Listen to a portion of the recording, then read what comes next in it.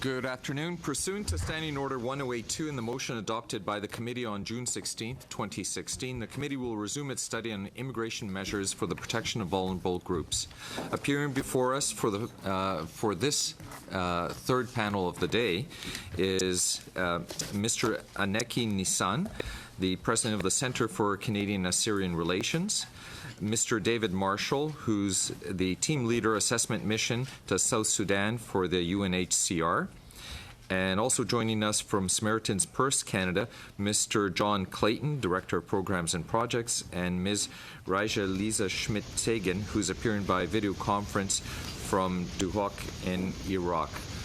Welcome to everyone, and we'll begin with Mr. Nissan. 7 minutes, please.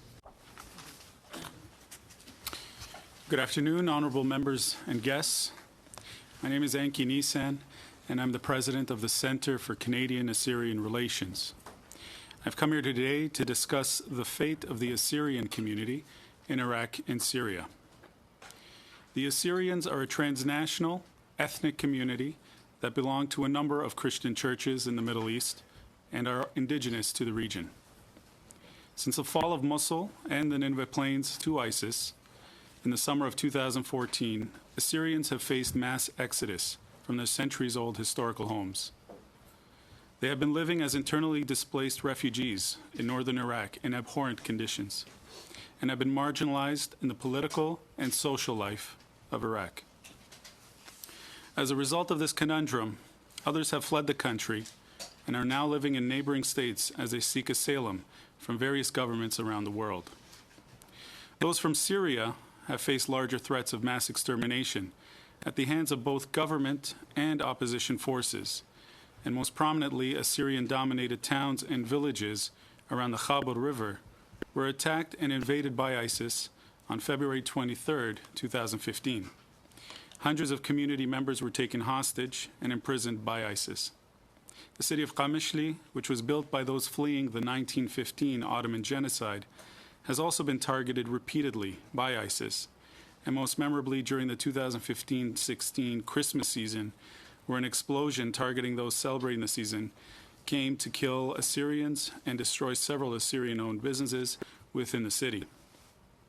Even as recently as June 21st of this year, the Syriac Orthodox Patriarch came under attack as he was praying for the victims of the 1915 genocide, alongside priests and bishops from other Assyrian denominations.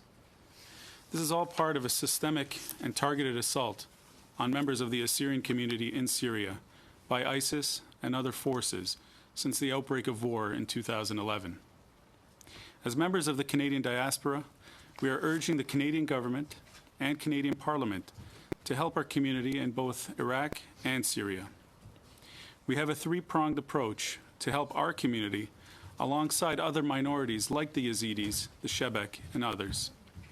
Number one, we are asking the Canadian government to expedite the processing of asylum applications from members of the community alongside members of the aforementioned communities.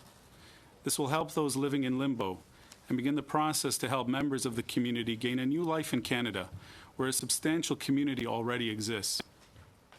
Some of the first Assyrian settlers to Canada arrived in the late 1800s, and many helped settle North Battleford, Saskatchewan in 1903.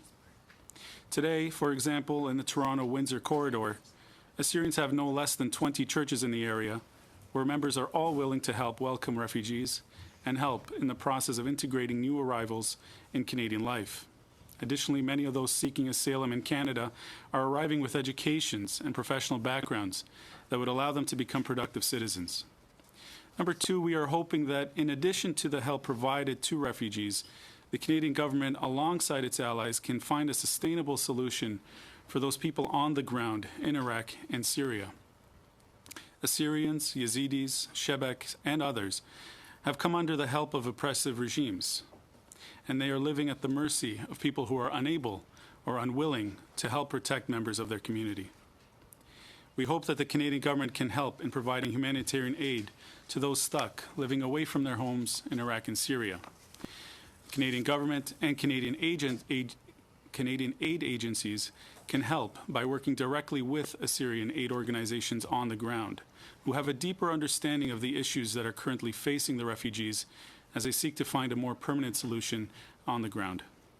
Third, finally, Assyrians have been disarmed by Kurdish and Iraqi troops. This left their villages vulnerable, which allowed ISIS to invade their territory unopposed. We are hoping that the Canadian government, in its current mission against ISIS, can help fund, arm, and train the Nineveh Plains Protection Unit as they systematically work to liberate their villages from the grips of ISIS. I sincerely thank you for your time, and I look forward to hearing your questions. Thank you, Mr. Nissan.